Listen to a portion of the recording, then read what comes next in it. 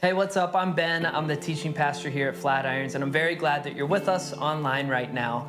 Hey, if you are stuck at home and you're starting to crack and you're starting to feel a little bit like a crazy person, you're starting to get cabin fever, you're feeling pent up, if that's you, you are in the right place today. Here in a few minutes, we're going to talk about exactly that. Not only how to survive this quarantine season, but also hopefully how to take this season and make it a really fruitful one for your marriages and your families and your friendships. So I'm glad you're here. You're in the right place. Let's worship together and get started. There's a song in the Bible called Psalm 121. It starts like this: I lift my eyes to the hills. Where does my help come from? My help comes from the Lord, the maker of heaven and earth. Those words have been such an encouragement and a comfort to me through my life, and they continue to be in this season. I know that there are people suffering more profoundly than I am and facing much greater loss and pain. But for us, one of the hard things is that we're supposed to be in Sydney right now, visiting friends and family who we love and miss a lot. I have a new nephew. His name's Hudson. He was born just before this thing got bad, and I haven't met him yet, and I don't know when I'll get a chance to. And that makes me really sad and angry, and not knowing when this will be over and when we'll get to see home again makes walking through this season so much more difficult. I heard it said recently that if you believe in a God who is both in control and with you, then you can get through anything. And that's the source of my hope and what I'm hanging on to in this season. I may be just barely hanging on with weak and trembling hands and an anxious and grieving heart, but my hands and my heart don't need to be strong. I don't need to have everything figured out, and I don't. I just need to lift my eyes again. With the psalmist who wrote those words thousands of years ago, with generations of believers who have lifted their eyes since, and with all of you right now. So I lift my eyes to the hills and remember that the King, my King, the maker of heaven and earth, is my help. He's enthroned high above, and he's with us in the middle of this mess. My God is in control, and he's with me. That's where my help comes from.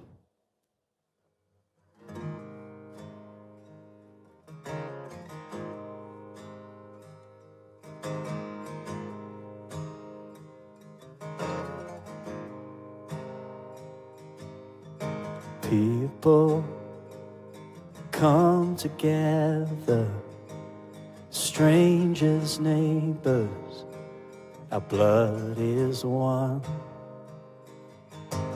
Children of generations, of every nation, of kingdom come. So don't let your heart be troubled. Hold your head up high, don't fear no evil. Fix your eyes on this one truth: God is madly in love with you. So take courage, hold on, be strong. Remember where our help comes from. Oh, oh, oh, oh, oh, oh.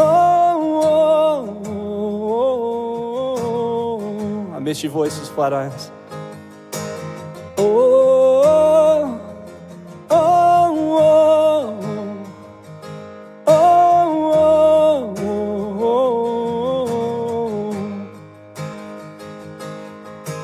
Jesus, our redemption and our salvation is in his blood. Oh yeah, Jesus, light of heaven, our friend forever, his kingdom come. So don't let your heart be troubled. Hold your head up high, don't fear no evil. Fix your eyes on this one truth: God is madly in love with you.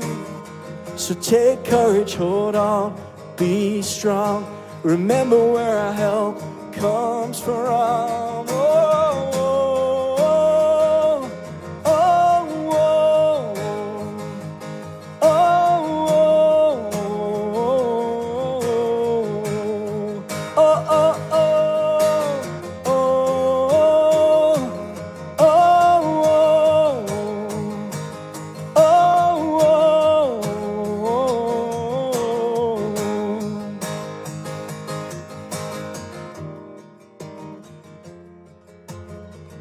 could really use hearing some more of that organ right now.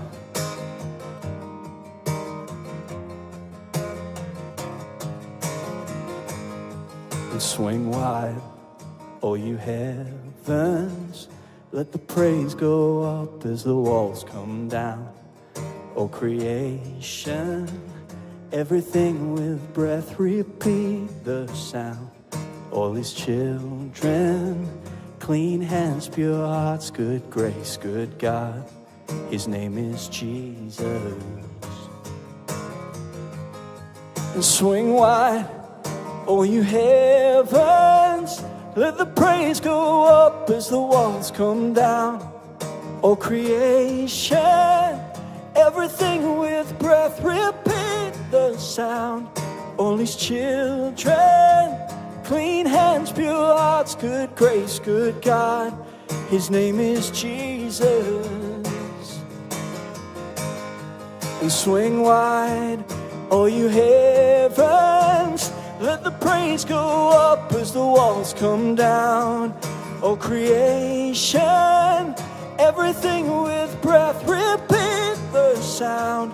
All his children, clean hands, pure hearts, good grace, good God.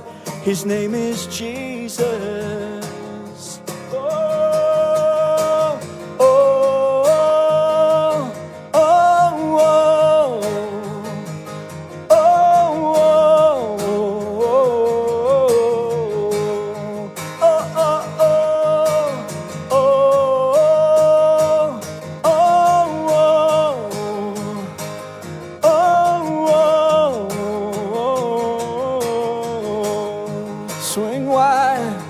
swing wide, all you heavens, let the praise go up as the walls come down.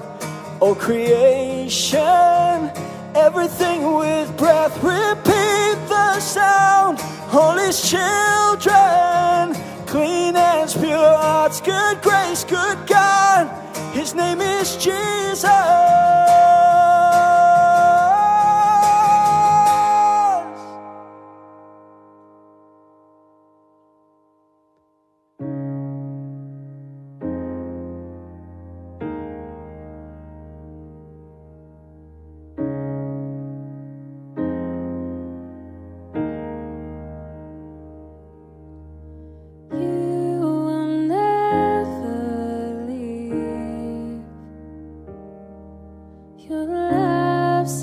Sustaining me before I even knew what love was.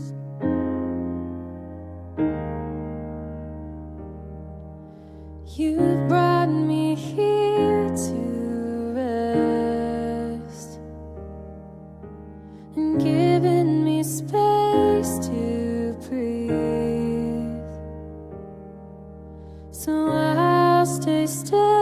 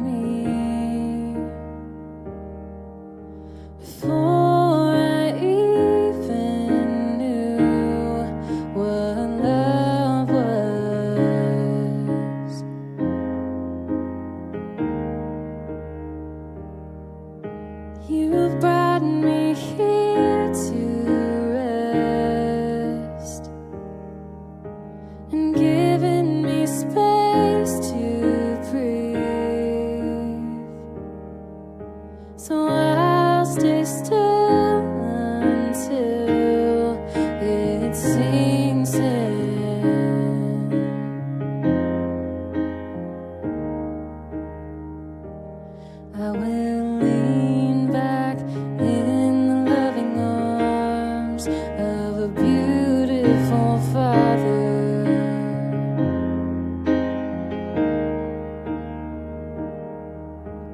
Breathe deep and know that He is good. He's a love like no other.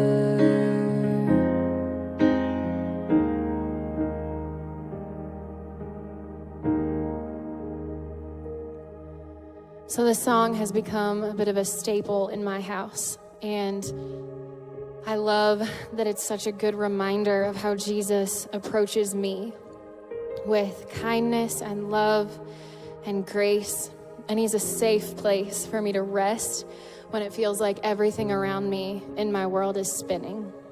And so it reminds me of a really great hug from someone that I love, and I think of my dad or my husband. And then I remember that those things and those feelings are nothing compared to how Jesus loves me. So we're going to sing about that love that we can't find anywhere else outside of the love that Jesus has for us.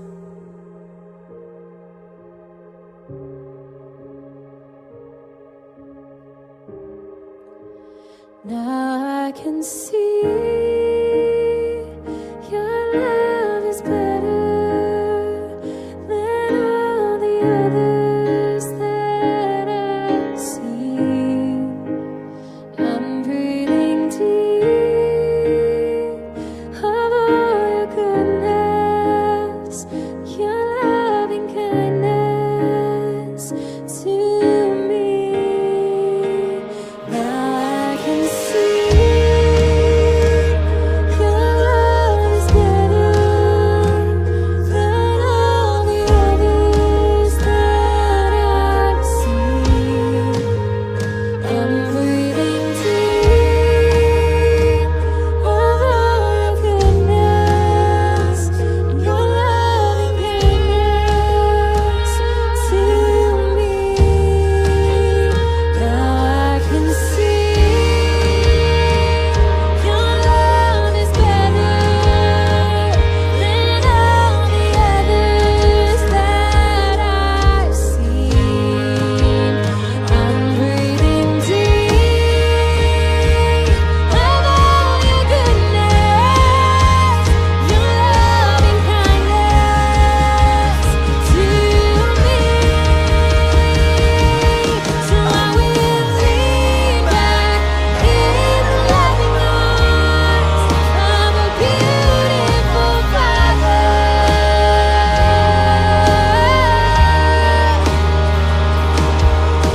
I'll breathe deep and know that He is good. He's a love like no other.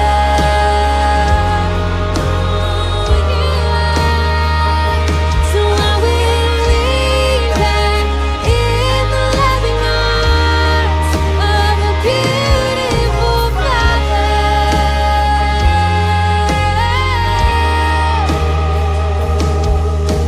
I'll breathe deep and know that He is good. He's a love like no other.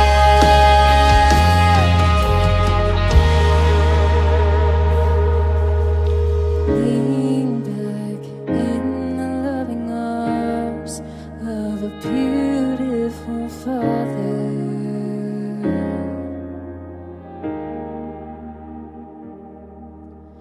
Breathe deep and know that He is good.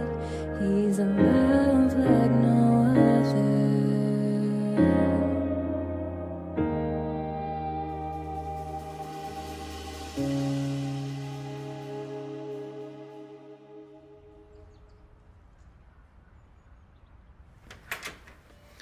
What is up, and welcome to my home. All right, like you, I have spent a lot of time in here lately. Before we get started today, let me give you a quick tour. This is my kitchen. This is my living room. This is my kids' toy room. This is my bedroom. This is my neighbor's driveway. Wait, what are we doing in my neighbor's driveway? This is my garage. This is my backyard. This is my toilet. And this is my toilet paper. Send help. This here is my makeshift quarantine office. And so I've spent a lot of time in here because like a lot of us, I've been working from home. A lot of my job is creating, like trying to get my ADHD-riddled brain to come up with coherent thoughts and ideas, which is sometimes hard to do when I've got Zoom meetings all day. Ben, wake up. And I've got snacks in the next room. And I've got my history books on my left. Yeah, I'm a nerd. Back off. And I've got a guitar on my right. Blackbird singing in the dead of night. Take these broken wings and learn to fly. Ben, stop playing the guitar. I get distracted. And when I'm not working, I feel like I'm just killing time. Spent a lot of time thinking about mowing the lawn. I've eaten a lot of mac and cheese. And I've done a lot of wandering around aimlessly. I've also had to start wearing a lot of hats because I can't get a haircut. And if I don't wear a hat, I look like this. It scares the family. Speaking of the family, let me introduce you. This is Allie, this is Emery, this is Micah, and this is little Chloe. And of course, we've spent every waking minute together during quarantine, and some of that has been great. Like we've played a lot of games together, we've watched a lot of movies, we've gone on walks, and Allie and I even did a 1,000-piece tiger puzzle in honor of Tiger King. But at the same time, we have spent every single waking minute together during quarantine. And so naturally, some of that has not been great. We've been bored and we've been stir crazy and the kids have been off the walls hyper or at each other's throats. We've been restless and irritable. And so I've argued and I've fought with Chloe and with Micah and with Emery and with Allie. Quarantine family has just been challenging, hasn't it, Allie? That means yes. See, I don't know about you, but this whole like shelter in place, safer at home, quarantine stuff, it's like holding a mirror to my life, and I don't like what I'm seeing. It's been very revealing. Like I'm discovering that I'm impatient with my kids, like especially when they whine and fight with each other, and especially when they poop in the tub. Not that that's happened, but it did happen last week. I'm also discovering how selfish I am. Like I want to do what I want to do and I want to do it when I want to do it, which has highlighted how controlling I can be. Like I want control of my time and my schedule and of my kids and their behavior. And because I basically don't have control over anything in the world right now, I'm pretty irritable all the time. Like I find myself getting mad over the littlest stuff. Like if I have to hear one more kids' TV show jingle, I might destroy my TV.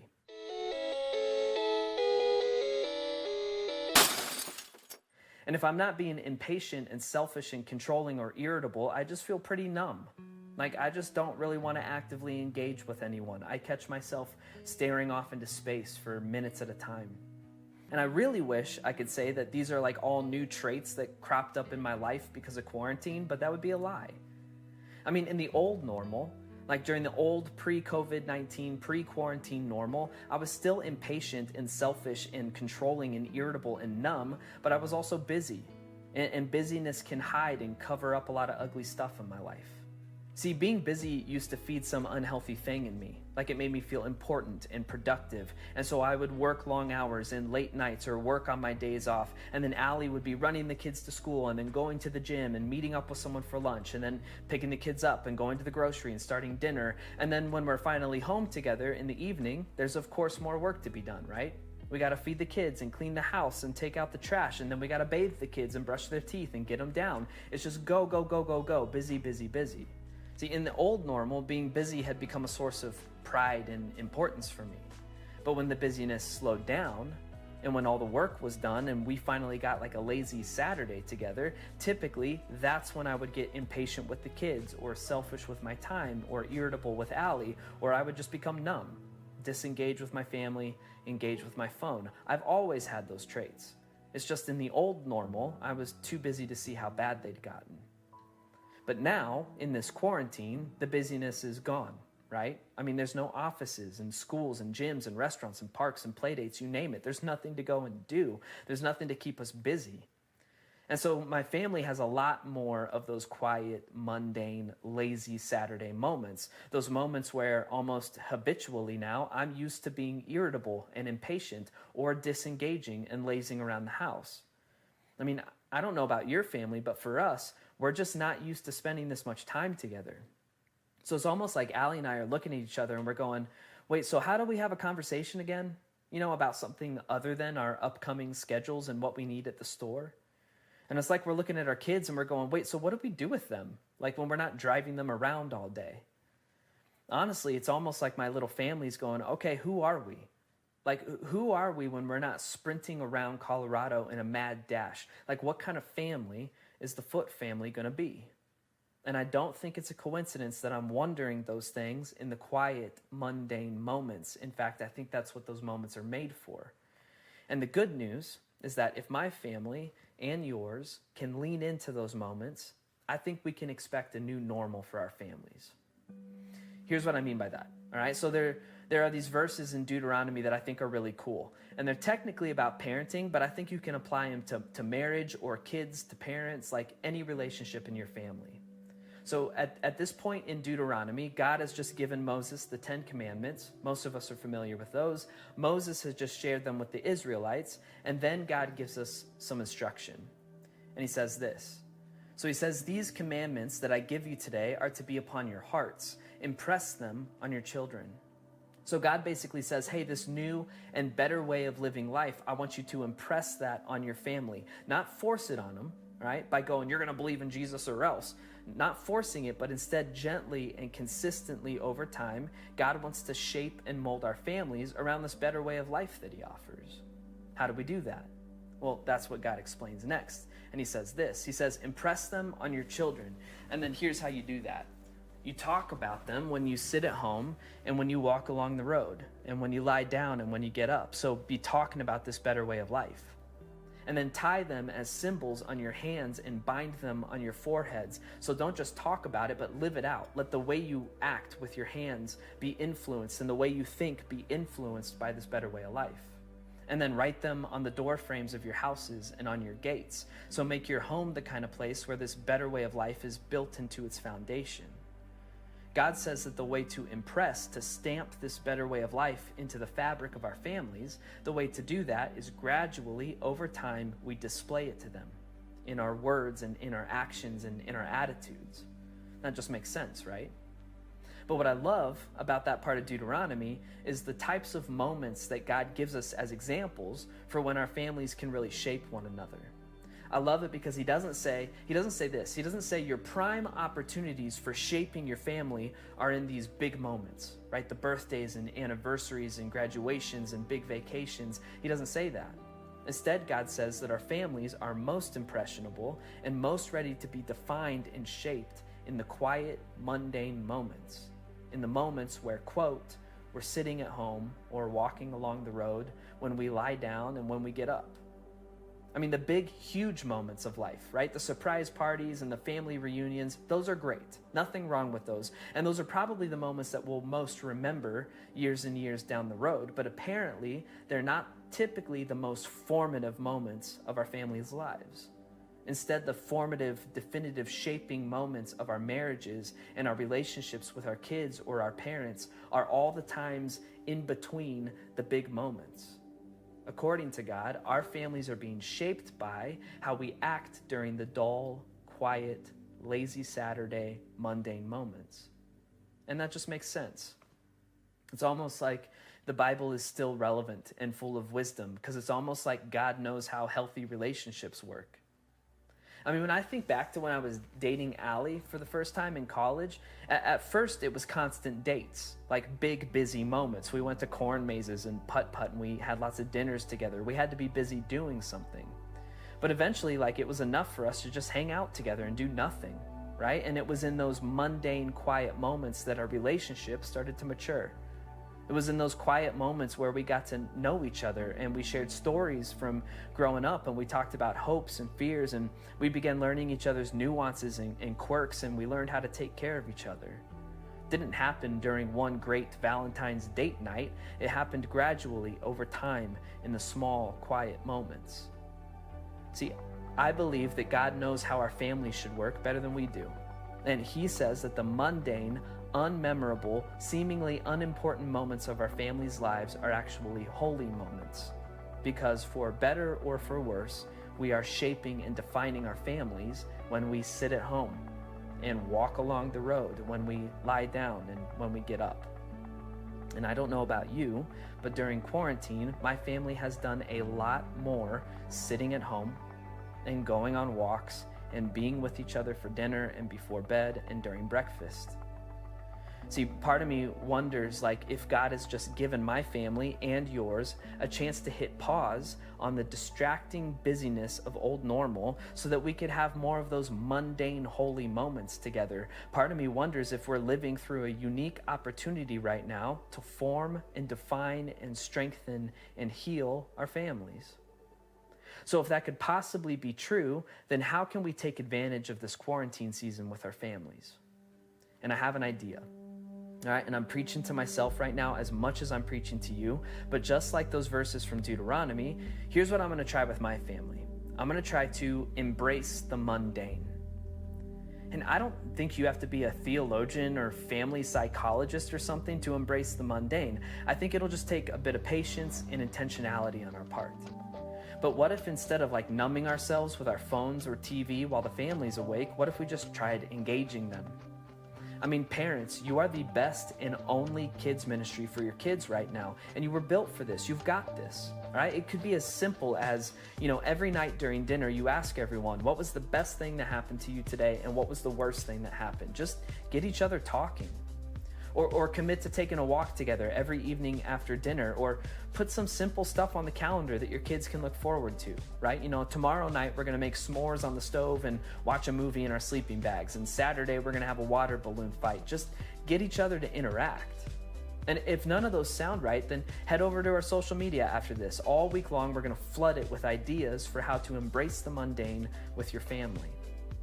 And I know those kinds of ideas might sound like unimportant moments, but they're not. God says those are the moments when we're going to shape and define our families. Those are the moments when your family's going to decide, are we going to be the family that talks to each other or keeps it surface level? Are we going to be the family that's easily offended, or can we have a good laugh at ourselves? Are we an irritable family or a patient family? Personally, I just feel so convicted about this right now, but I think we should embrace the mundane. Let's not waste this surplus of quiet, holy moments God just gave us. And then on top of that, here's another thing I'm gonna try with my family. I'm gonna try to embrace the mundane, but also I'm gonna try to show grace in the insane. Because the reality is that my family is getting stir crazy, and we do have cabin fever, and so we are acting a little insane. So let's maybe just show each other some grace right now. I mean, sure, my kids are crazier than normal, but they're also living through a global pandemic. They're also missing their friends and routine. They just don't know how to articulate it because they're little.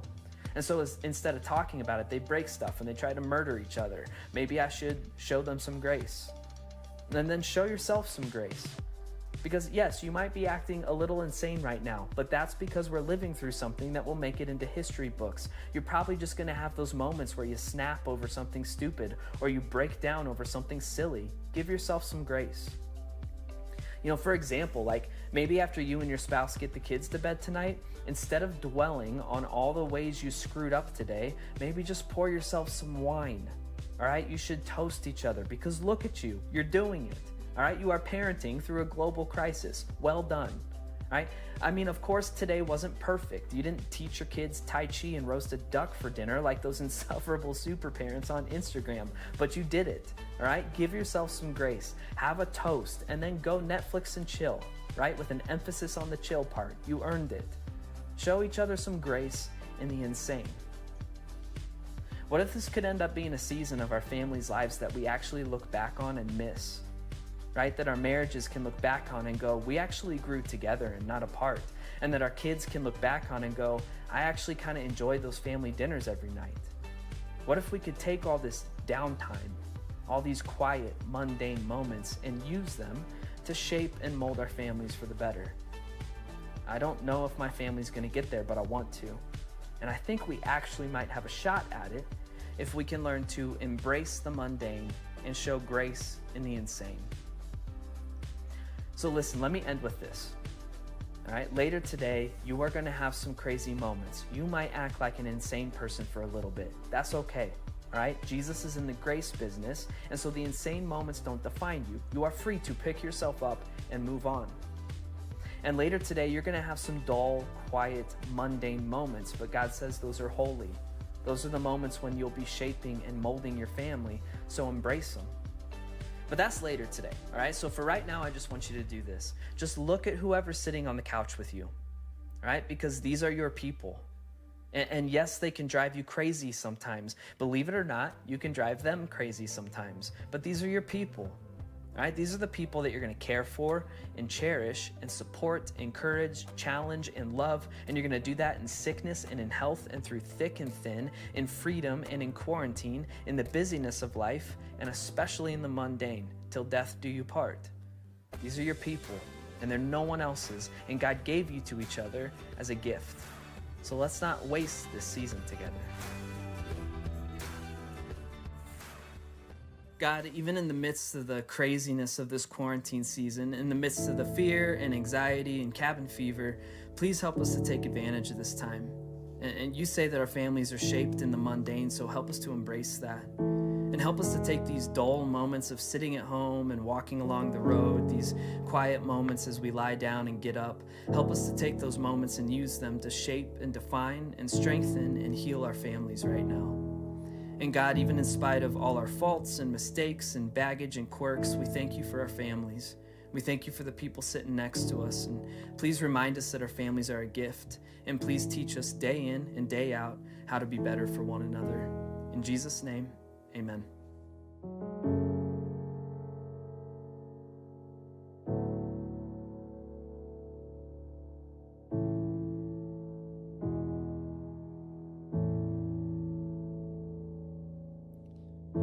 The Lord bless you and keep you, make his face shine upon you and be gracious to you.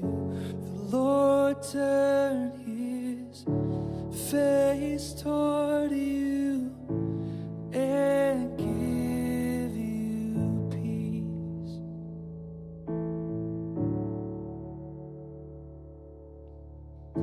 The Lord bless you and keep you, and make his face shine upon you and be gracious to you.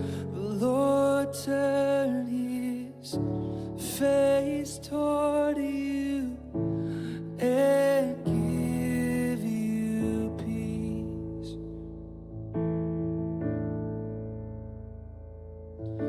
And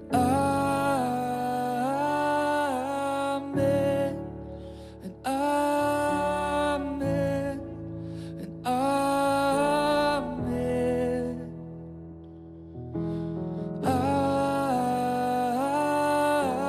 Amen, and amen, and amen. The Lord bless you and keep you, and make his face shine upon you and be gracious to you. The Lord turn his face toward you and give you peace.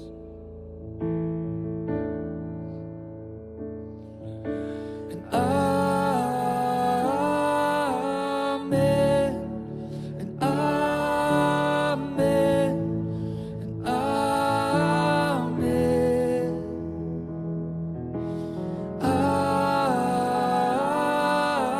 Amen, and amen, and amen.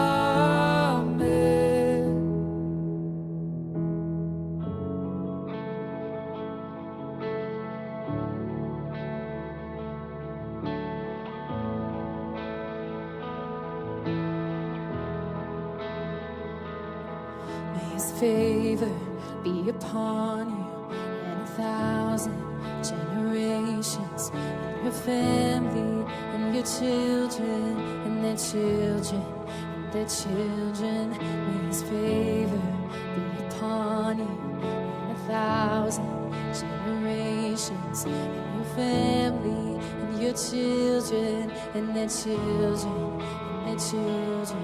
May his favor be upon you and 1,000 generations, and your family, and your children, and their children, and their children. May his favor be upon you and 1,000 generations, and your family, and your children, and their children, and their children. May his presence go before you and behind you and beside you, all around you and within you. He is with you, he is with you in the morning, in the evening, in your coming, in your going, in your weeping and rejoicing. He is for you, he is for you, he is for you, he is for you, he is for you, he is for you, he is for you, he is for you, yeah.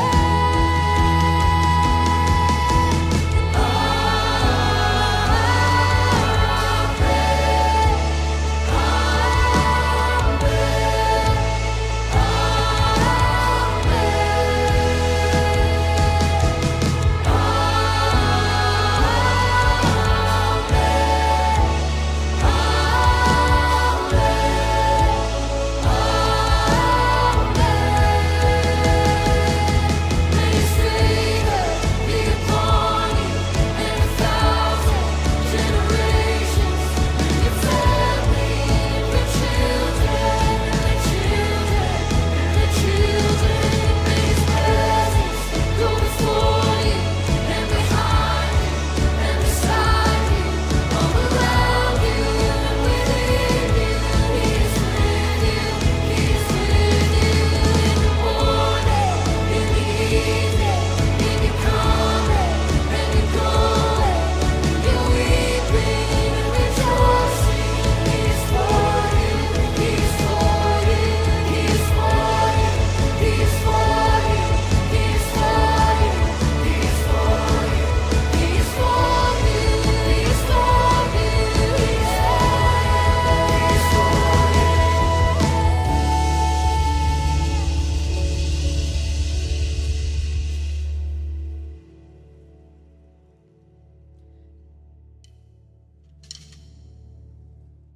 Flatirons, that is our prayer for you. What the band just sang, that is what we just pray over your week, over your year, over your family. We love you so much. Thanks so much for joining us today. I got a couple announcements for you. The first one is this: because the topic of this week is family and is parenting in the midst of COVID-19, we've got different resources that we just want to make available to you. They're going to be available on all of our social media platforms. So that'll be Facebook, Instagram, and Twitter. Who's got the Facebook, Instagram, and Twitter? Can you put it up? So just go to those different handles on our social media, and you're just going to get different parenting, family resources. And as always, you can put it down now. Thanks, babe. Good job. And you can check out our website and see different content every single week for kids and for students as well. The other thing, if you don't have kids and you listen to Ben's message, that might bring up some emotions for you. That might be really difficult, or maybe you're just not at the point where you're ready to have kids yet. But just want to challenge you. What Ben talked about today, that can apply to your circle, your friends, your extended family. And so think about the principles that Ben talked about today and just how you can apply those in your circle, even if right now you don't have kids. The other thing that we've been talking about for the last few weeks is the COVID-19 Relief Fund. This is us challenging our church. If you're still getting a paycheck from your employer and you're getting that stimulus check, what would it look like if we just tithed part of that check, a portion of that check, and gave it to a neighbor who was in need, or we gave that to the church, put it in the COVID-19 fund, and then we're reallocating that money to people who are in need. And so if that's you, one of two things. If if you are still getting a paycheck, but at the same time, you got that stimulus, just want to challenge you, take some of that and put it in the COVID-19 relief fund. And then maybe if you have a need, you lost your job, you're on furlough, whatever that is, you might be thinking, actually, there are people who are more in need. No, what our church wants to do right now, we want to bless you. We want the church to be the church and to take care of the people who are part of the church. And so go on the website. The website's flatirons.com/coronavirus. Who's got that one? Nice. And is that Flatirons and the church, the cross, fighting the coronavirus? Yeah. Love it, love it. So join us in our fight against the coronavirus. Head to the website and you can jump in. You can apply to help and you can apply to receive help. And then the last thing is we're just so thankful for your consistent generosity throughout the week.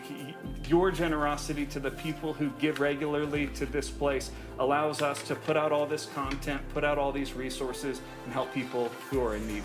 We'll see you right back here next week. But until then, thanks for worshiping with us. Have a great week. Thank you for worshiping with us.